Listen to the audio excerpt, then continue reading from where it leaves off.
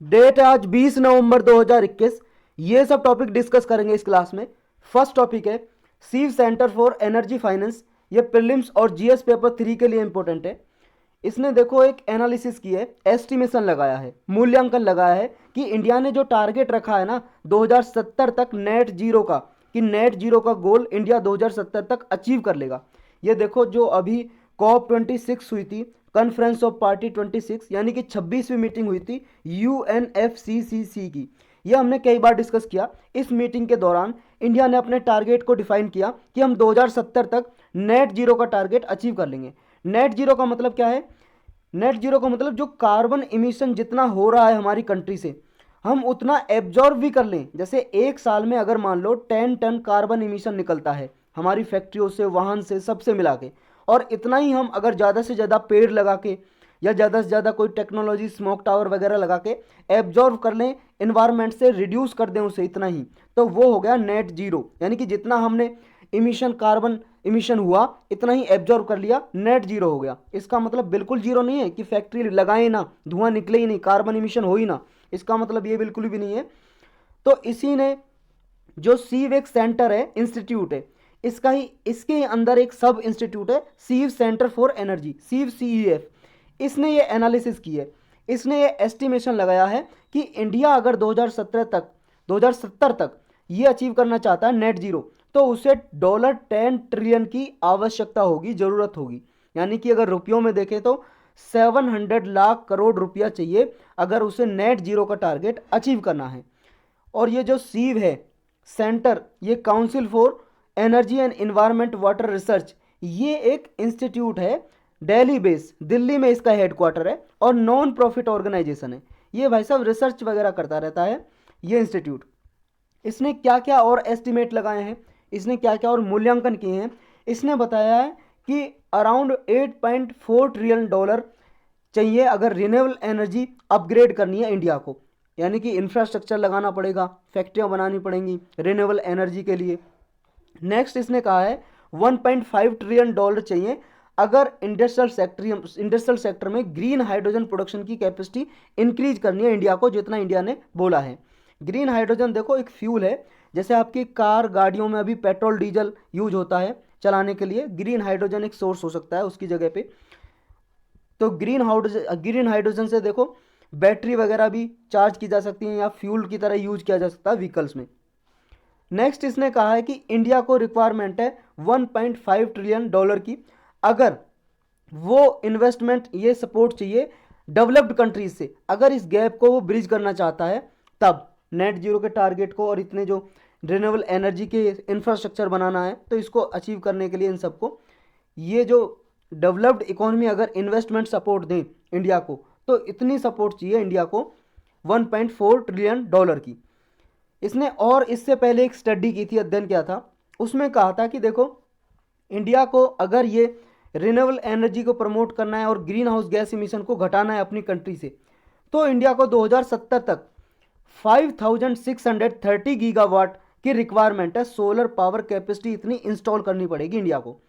Next इसने कहा था कि देखो जो कोल अभी यूज होता है बिजली बनाने के लिए, थर्मल पावर प्लांट में कोयला यूज होता है भाई साहब बिजली बनाने के लिए, तो ये 2040 तक पीक पे रहेगा, लेकिन उसके बाद 2040 से 2060 तक ये 99% तक ड्रॉप होगा, तब जाके ये टारगेट अचीव होगा जो ग्रीन हाउस गैस का इमिशन रिड्यूस करना चाहते हैं। क्योंकि कोयले से बहुत ज़्यादा कार्बन इमिशन होता है जब बिजली बनाने के लिए यूज होता है, हीट चाहिए हमें, ऊष्मा चाहिए बिजली बनाने के लिए, टरबाइन चलाने के लिए।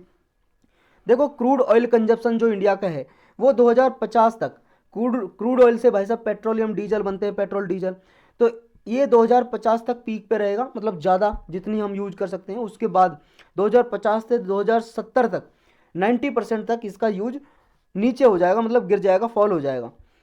ग्रीन हाइड्रोजन क्या है, इसका कंट्रीब्यूशन इंडस्ट्रियल सेक्टर में 19% तक, टोटल एनर्जी का 19% तक कंट्रीब्यूशन होना जरूरी है, ये इसने एस्टिमेशन लगाया इस सेंटर ने। नेक्स्ट टॉपिक है सिडनी डायलॉग। ये प्रीलिम्स और जीएस पेपर 2 के लिए इंपॉर्टेंट है।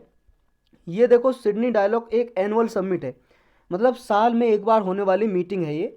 साइबर और क्रिटिकल टेक्नोलॉजी के रिगार्डिंग ये मीटिंग होती है। डिजिटल टेक्नोलॉजी, जो डिजिटल टेक्नोलॉजी है उसके रिगार्डिंग ये मीटिंग होती है।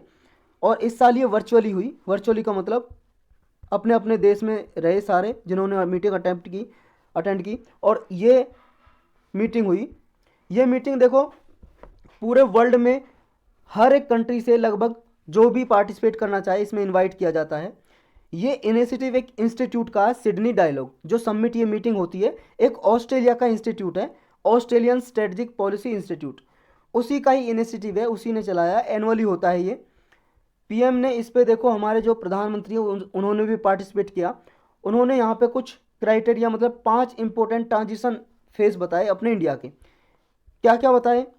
पहला बताया कि वर्ल्ड का सबसे most extensive public information infrastructure है इंडिया में, बन रहा है जो अभी 1.3 बिलियन इंडियंस से ज़्यादा लोग, यूनिक डिजिटल आइडेंटिटी है उनके पास। यानी कि देखो हमने डिजिटल आइडेंटिटी क्रिएट की है, आधार कार्ड बनाया भाई साहब। ये डिजिटल आइडेंटिटी डिजिटल प्लेटफॉर्म पे भी है एक तरह से, मतलब जो डिजिटली प्लेटफॉर्म है उन पे भी ये मिल जाएगा आधार कार्ड वगैरह। तो डिजिटल आइडेंटिटी हमने क्रिएट की। 600,000 विलेज को आने वाले समय में लगभग इनको ब्रॉडबैंड कनेक्टिविटी से कनेक्ट कर दिया जाएगा। ब्रॉडबैंड मतलब इंटरनेट कनेक्टिविटी से, जो वायर आती है भाई साहब इंटरनेट की, उसके द्वारा कनेक्ट कर दिया जाएगा।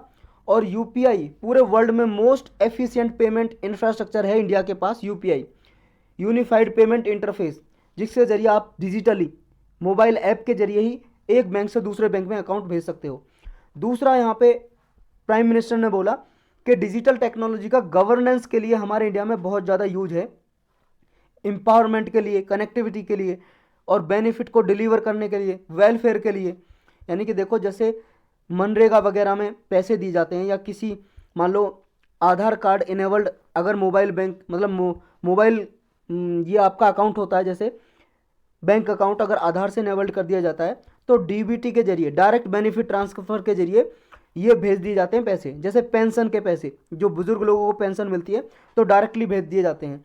तो डिजिटल टेक्नोलॉजी का इंडिया में बहुत ज़्यादा यूज हो रहा है।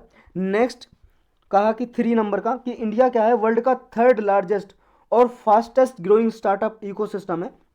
स्टार्टअप मतलब नई नई कंपनियां इंडिया में बनती जा रही हैं। नेक्स्ट कहा कि 4 नंबर पे इंडिया की जो इंडस्ट्री और सर्विस सेक्टर है, इवन एग्रीकल्चर, उसमें डिजिटल ट्रांसफॉर्मेशन बहुत हो रहा है, क्योंकि एग्रीकल्चर को भी हम जीईएम, ये गवर्नमेंट ई मार्केट प्लेस है, उससे कनेक्ट कर रहे हैं, ताकि किसान अपना जो क्रॉप है वो डायरेक्टली डिजिटल प्लेटफॉर्म के जरिए बेच सके, जो भी कंज्यूमर वगैरह है डायरेक्ट कॉन्टेक्ट कर सकता है। 5 नंबर पे कहा कि देखो इंडिया प्रिपेयर कर रहा है फ्यूचर के लिए भी, आगे 5G और 6G में भी इन्वेस्टमेंट कर रहे हैं हम। दूसरा ये है कि आर्टिफिशियल इंटेलिजेंस में भी ये लीड कर रहा है nation, India one of the leading nation है, मशीन लर्निंग में भी, और जो इनके आर्टिफिशियल इंटेलिजेंस के एथिकल यूज हैं उसमें भी इंडिया लीड कर रहा है। क्लाउड कंप्यूटिंग वगैरह में इंडिया का जो डेमोक्रेटिक ट्रेडिशन है वो बहुत ही ओल्ड है। इंडिया का जो लोकतांत्रिक जो ये सिस्टम है बहुत ही पुराना है, और मॉडर्न इंस्टीट्यूट भी बहुत ही स्ट्रॉन्ग है इंडिया के, ऐसा बोला यहाँ पे। और ऑलवेज इंडिया देखो ये सोचता है कि पूरा वर्ल्ड एक फैमिली है। जो इंडिया का जो है ना वासुदेव कुटुंबकम, ये क्या मैसेज देता है, ये जो स्लोगन है कि पूरा वर्ल्ड एक फैमिली की तरह है। नेक्स्ट इसमें है कि जो क्रिप्टो करेंसी है वो भी देखो इंडिया में अभी रॉन्ग हैंड में नहीं है, यानी कि गलत तरीके से यूज नहीं की जा रही है। इसके लिए आगे आरबीआई का पैनल बना हुआ है, वो भी चाहता है कि एक क्रिप्टो करेंसी जो मतलब आरबीआई अप्रूव्ड हो, ये लाने की बात चल रही है। तो ये सब इसमें डिस्कस हुआ।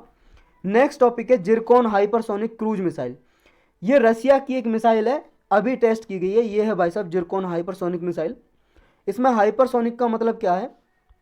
हाइपरसोनिक क्रूज मिसाइल ये साउंड की स्पीड से देखो 5 गुना ज़्यादा तेज़ी से चल सकती है, 5 गुना ज़्यादा तेज़ी से चल सकती है। हाइपरसोनिक का मतलब यही है, जो साउंड की स्पीड होती है ना, जैसे आपने आवाज़ निकाली मुंह से, या आपकी आवाज़ एक स्पीड में जाती है ना, जैसे कितना स्पीड है इसका, लगभग है ना 330 मीटर प्रति सेकंड, अराउंड इतनी एक सेकंड में, जैसे आपने अभी आवाज़ निकाली, एक सेकंड में आपकी आवाज़ 330 मीटर दूरी तय कर लेगी। तो इससे भी 5 गुना ज़्यादा ये तेज़ी से चलती है। हाइपरसोनिक का मतलब ये है।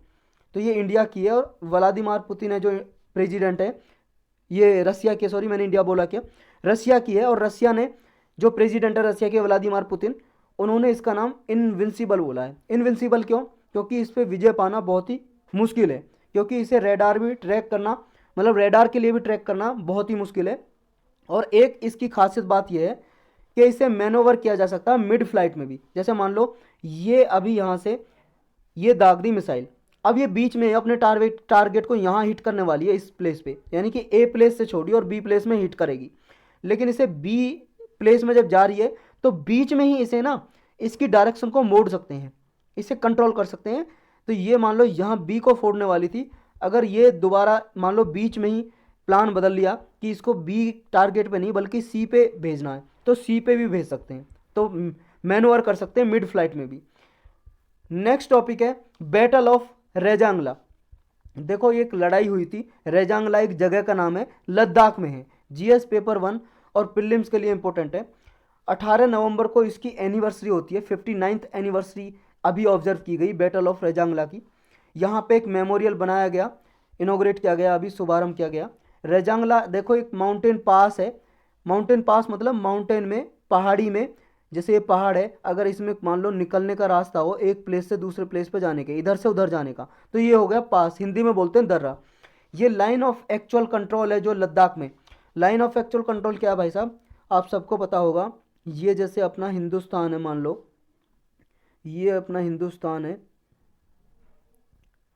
तो यहाँ पे जो ये देखो ये वाला जम्मू कश्मीर है, जो ये वाला एरिया अक्साई चीन बोलते हैं इसको, अक्साई चीन। ये चाइना के कब्जे में है, जम्मू कश्मीर का ही पार्ट है, हमारा हिस्सा है इंडिया का, लेकिन ये चाइना के कब्जे में। और ये वाली लाइन है जो इंडिया और चाइना के बीच में बॉर्डर है, जिसको बोलते हैं LAC, line of actual control. इसी पे है एक प्लेस है, दर्रा है, पास है, रेजांगला। ये देखो यहाँ पे एक विलेज है, चुसूल नाम का गांव है, और एक स्पेंगूर लेक है, झील है, इन दोनों के बीच में बसा हुआ है ये रेजांगला पास। ये यहाँ पे इंडिया चाइना टेरिटरी दोनों के ये पास लगता है एरिया। यहाँ पे एक बैटल हुई थी 18 नवंबर 1962 को, जब 1962 का इंडिया और चाइना का वार हुआ था, उसी का पार्ट था ये।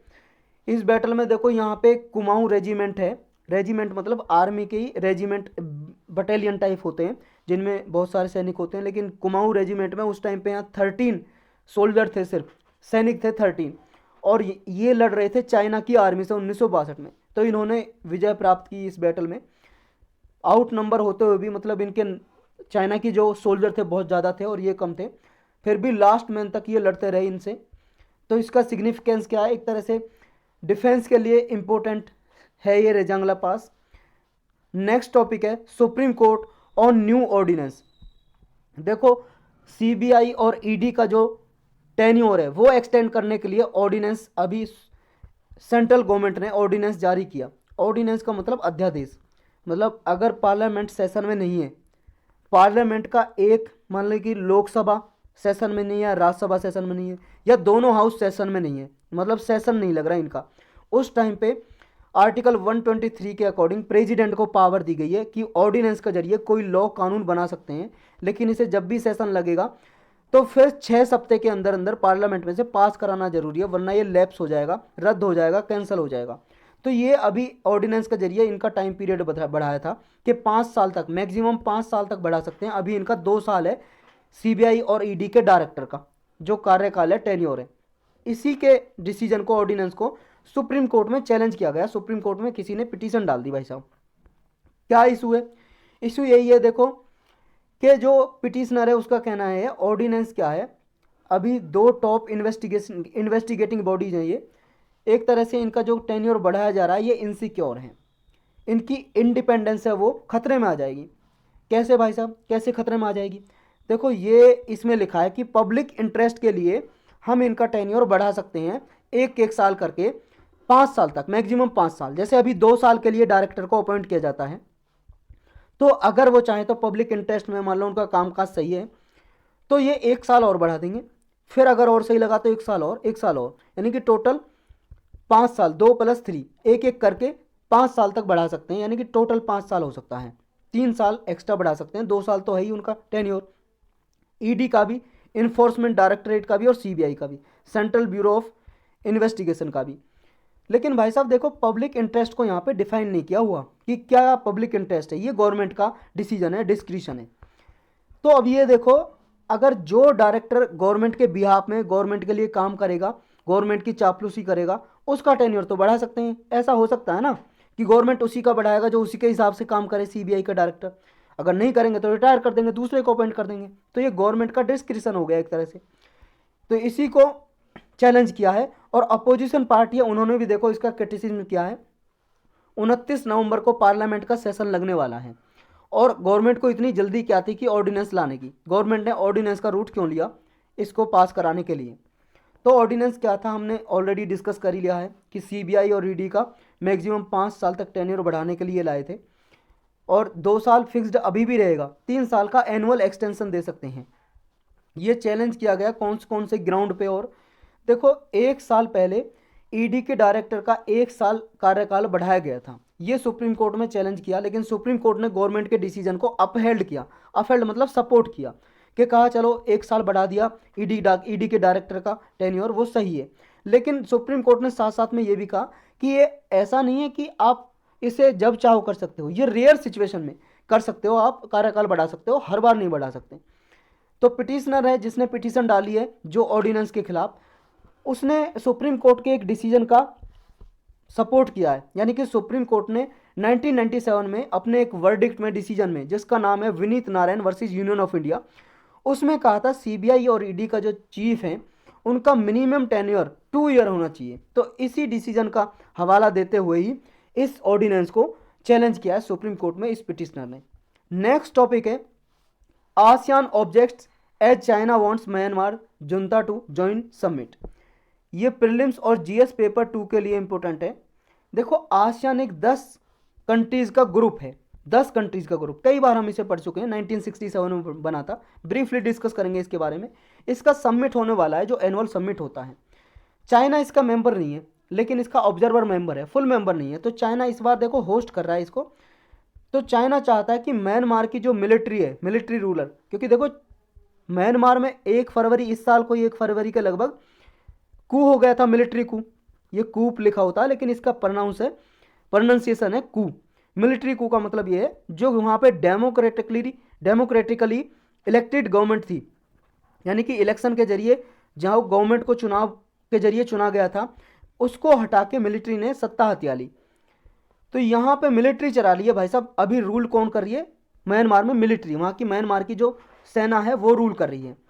तो मिलिट्री रूलर हैं जो, उन्हीं को इनवाइट करने के लिए बोला चाइना ने। चाइना के जो इन्वॉय हैं उन्होंने, इन्वॉय का मतलब एक तरह से एम्बेसडर समझ लो आप। तो ये सबमिट होने वाला है। लेकिन जो और लीडर हैं आसियान के, 10 कंट्री हैं भाई साहब, उन्होंने अपोज किया। वो नहीं चाहते कि मिलिट्री को इन्वाइट करें। इशू क्या है तो पूरा देखो, म्यांमार क्या है, आसियान का मेंबर तो है, लेकिन 1 फरवरी को जो मिलिट्री कू हुआ था, इसने जो ऑंग सॉन्ग सू की, एक औरत का नाम है भाई साहब, ये नोबल लॉरियट भी है, इन्हें शांति का पुरस्कार भी मिल चुका है, इन्हें जेल में रखा गया बहुत साल। उसके बाद इन्होंने तब तक अपना आंदोलन चला के रखा और फिर यहाँ पे डेमोक्रेटिकली इलेक्टेड गवर्नमेंट हुई, यहाँ पे फिर इलेक्शन हुए, तो इनकी ही गवर्नमेंट बनी थी। लेकिन मिलिट्री ने यहाँ पे हत्या ली, मतलब सत्ता हत्या ली, और 1 फरवरी को मिलिट्री कू हो गया। अब मिलिट्री वहाँ पे रूल कर रही है। तो ये इसके बाद आसियान लीडर ने क्या कहा कि देखो, आसियान लीडर ने ये बोला था कि हमारे एक ऑफिसर को लॉ मेकर से मिलने दो, जिसने गवर्नमेंट मतलब लॉ मेकर को हटाया था, जो गवर्नमेंट थी उससे मिलने दो, हम मिलेंगे। लेकिन मिलिट्री ने, वहाँ के जो मिलिट्री के जनरल हैं, सीनियर जनरल मिन ओंग हलेंग, इन्होंने मना कर दिया। तो इसी की वजह से म्यांमार के मिलिट्री चीफ को भी ब्लॉक कर दिया आसियान लीडर ने, कहा कि हम आपको भी आसियान में अटेंड नहीं करने देंगे मीटिंग। तो यानी कि ऐसा हो सकता है म्यांमार को मेंबर ही हटा दें यहाँ से, आसियान से। तो आसियान लीडर चाहते हैं कि ये म्यांमार अभी मिलिट्री म्यांमार को ना रिप्रेजेंट करे आसियान में। तो आसियान क्या है इसके बारे में भी डिस्कस कर लेते हैं, वो तो न्यूज़ थी। आसियान देखो, association of south east Asian nation, ये रीजनल ऑर्गेनाइजेशन है। यहाँ पे पॉलिटिकल और सोशल स्टेबिलिटी को प्रमोट करने के लिए इन 10 कंट्रियों ने एक ग्रुप बना रखा है। इसका जो मोटो है वो है 1 विजन 1 आइडेंटिटी 1 कम्युनिटी। इंडोनेशिया की कैपिटल है जकार्ता, राजधानी, वहाँ पे इसका सेक्रेटेरिएट है, मुख्यालय हेडक्वार्टर है। ये है भाई साहब इसका हेडक्वार्टर, यहाँ पे इंडोनेशिया की कैपिटल है जकार्ता यहाँ पे। और इसके जो 10 मेंबर हैं वो भी हम देखेंगे। इसका जो जेनेसिस हुआ था, मतलब ओरिजिन जब ये बना था 1967 में बना था, एक बैंकॉक डिक्लेरेशन, बैंकॉक घोषणा हुई थी, डिक्लेरेशन के हिसाब से ये बनाया गया था। इसके जो फाउंडिंग फादर थे ये 5 कंट्री थे, इंडोनेशिया, मलेशिया, फिलीपींस, सिंगापुर और थाईलैंड। लेकिन फिलहाल इसके 10 मेंबर हैं, ये वाले 10 मेंबर हैं। ये देखो यहाँ से हम याद कर सकते हैं, ये वाला मैप अगर आपके दिमाग में है तो याद हो जाएंगे। देखो म्यांमार, यहाँ से म्यांमार से लेके ये सारी कंट्री है, इसमें 10 ग्रुप हैं। ये म्यांमार हो गया, थाईलैंड हो गया, लाओस हो गया, वियतनाम हो गया, मलेशिया हो गया, आपका सिंगापुर हो गया, यहाँ पे सिंगापुर, ये इंडोनेशिया हो गया, ये बुर्नी हो गया, ये फिलीपींस हो गया। ये सारी कंट्री है जो, ये इसके 10 मेंबर हैं, 10 मेंबर हैं इसके यहाँ पे। तो आसियान का इंडिया के लिए क्या सिग्निफिकेंस है?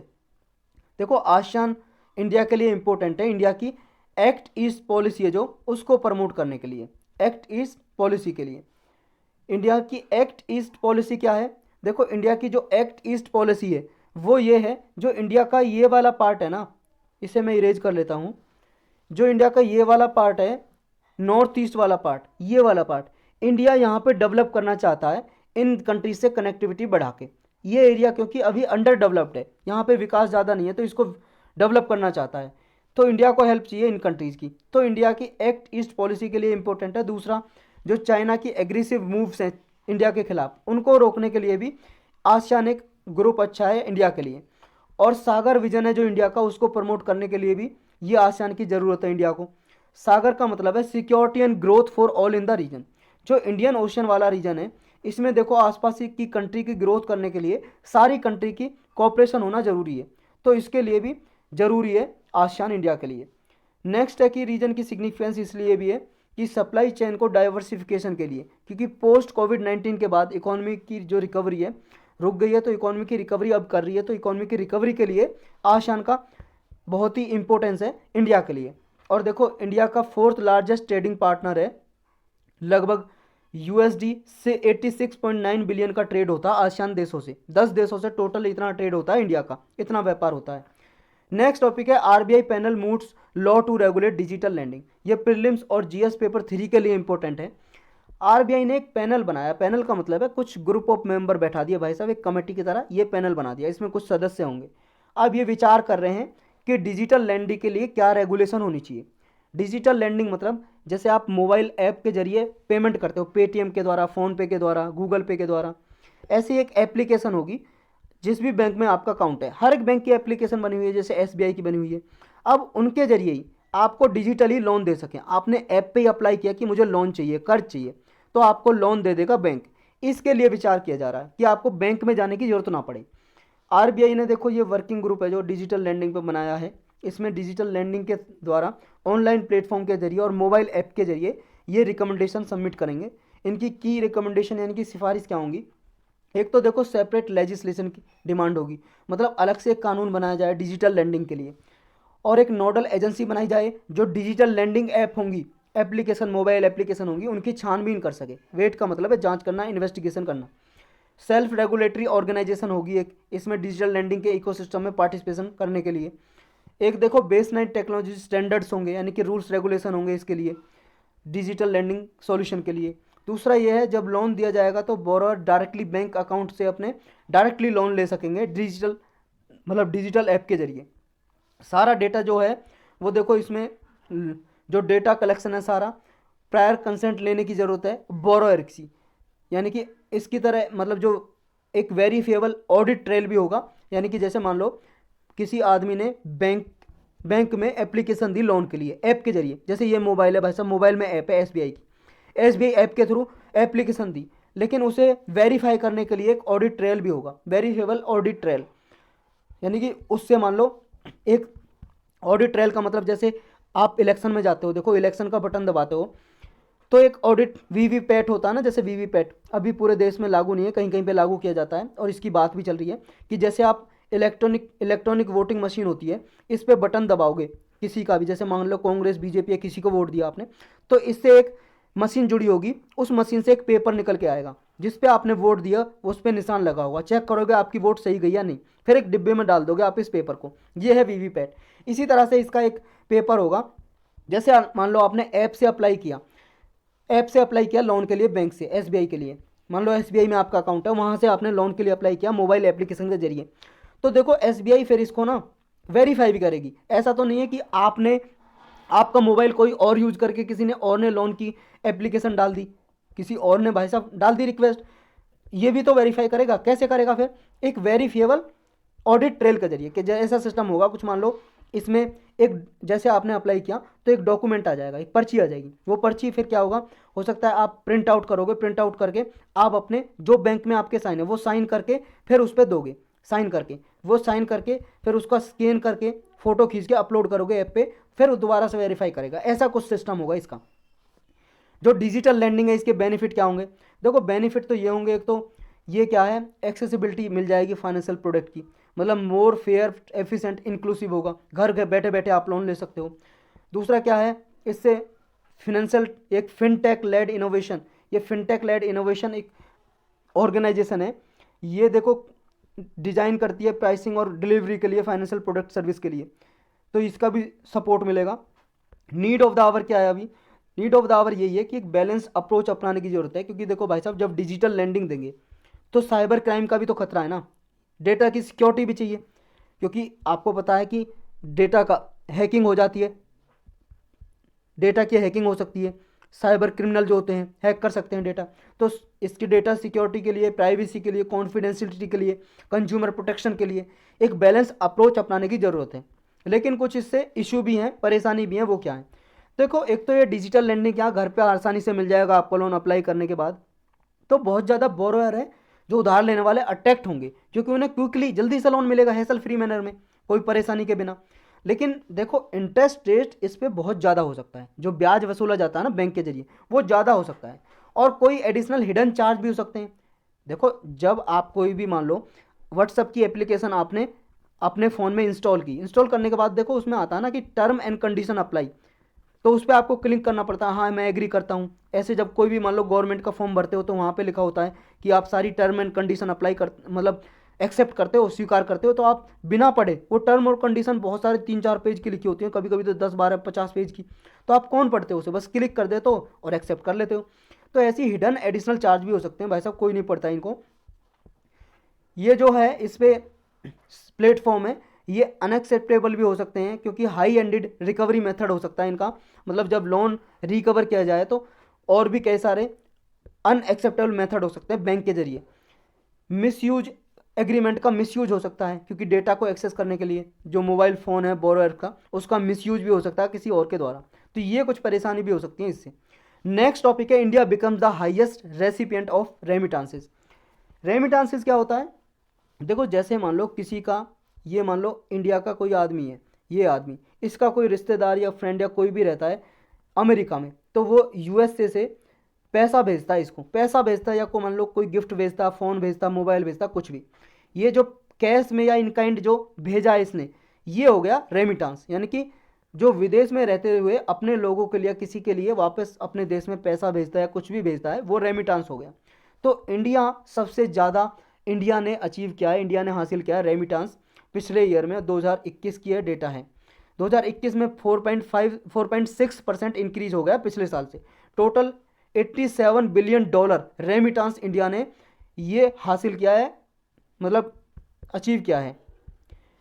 ये वर्ल्ड बैंक की एक इंस्टीट्यूट है भाई साहब, वर्ल्ड बैंक के अंदर ही एक फर्म है, माइग्रेशन एंड डेवलपमेंट ब्रीफ नाम से एक निकलता है इंडेक्स, एक तरह से पॉलिसी मान लो, इंडेक्स मान लो, या एस्टिमेशन मान लो, इसके अकॉर्डिंग इतना हासिल किया है। इसके बाद इंडिया ने सबसे ज़्यादा हासिल किया है, इंडिया के बाद आया है चाइना ने दूसरे नंबर पे, फिर मैक्सिको, फिलीपींस और इजिप्ट, ये टॉप 5 नेशन है।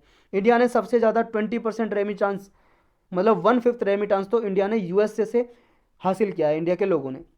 जो ये वर्ल्ड बैंक का माइग्रेशन एंड डेवलपमेंट ब्रीफ है, ये क्या है?